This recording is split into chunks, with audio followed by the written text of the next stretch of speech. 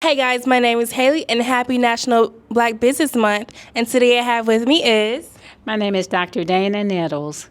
Hi, Dr. Nettles. So tell me more about your business. So I am actually a pharmacist, a PharmD, a doctor of pharmacy, but I practice pharmacy and I am a USDA organic certified farmer. So I grow medicinal herbs, teas, so people can get healthy from nature. I love that.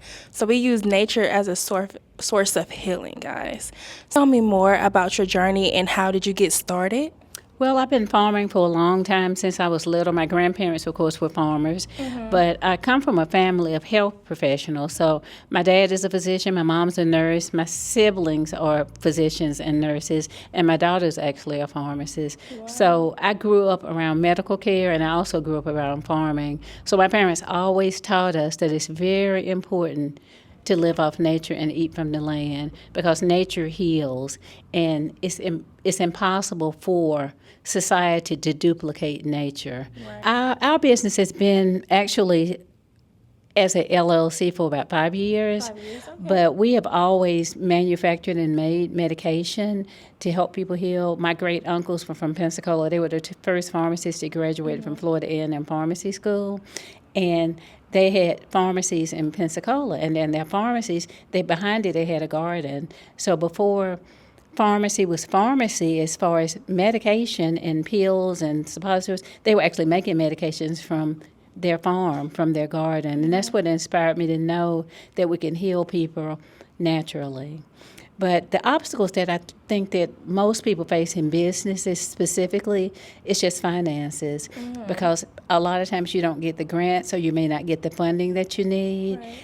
And as a farmer, I mean, it's just insurmountable problems with climate, with the soil, with nature, with trying to sell your goods, with things actually expiring or spoiling on you.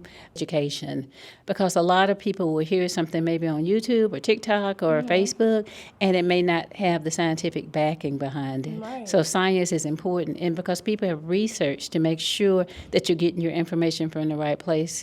So that's challenging because like where I work, people will come in, it's like, well, I saw this on TikTok, I saw this on Google, and you have to substantiate it with science, and that's what we always fall back on. You have to research something, and you can't believe everything that you hear, and you have to get your information from the right sources. What accomplishments have you achieved in your business so far, and can you share with us? Oh, there's so many, but it's not just me. It's me, my family, and us as a community. Right. So I've got like several community service awards just for trying to educate people and inspire them to eat right and live right and have the right health.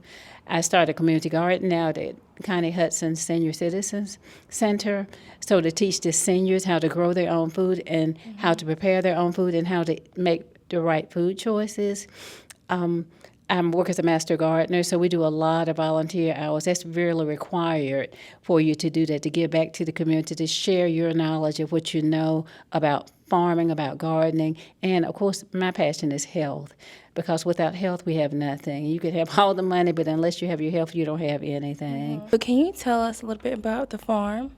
Yes, so we have been USDA organic certified for the past 3 years, and what that entails, well, what that means is that you have to be inspected, and they have to inspect, the USDA has to come by your farm, they have to inspect your records, your soil, and your processing.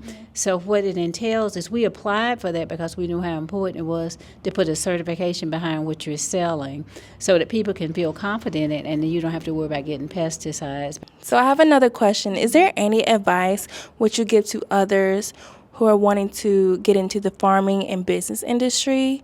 What people have to realize is that farming is for everyone. It's not just for like the farmers.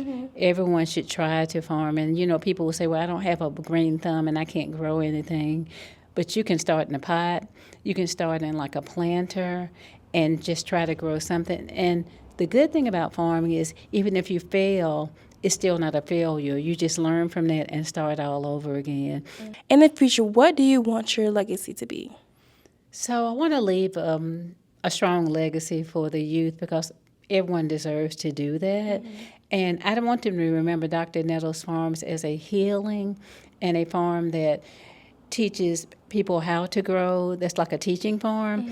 And I want to leave a legacy of love to let people know that you can love nature, you have to respect nature, you have to respect the soil, but a legacy of love, a legacy of good nutrients, and a legacy of educating people to know the good things to eat and the bad things to eat.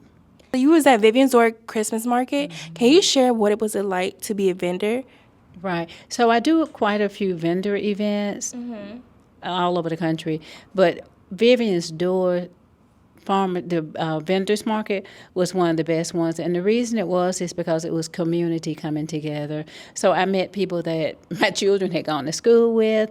I met people that were part of law enforcement. I met other businesses that were actually local, because our main business is selling online like Amazon, eBay, Etsy, but you don't get to know the people. But when you can put a face with the person that actually you're doing business with, it gives a sense of respect. It gives a sense of like compassion, and it was a great event.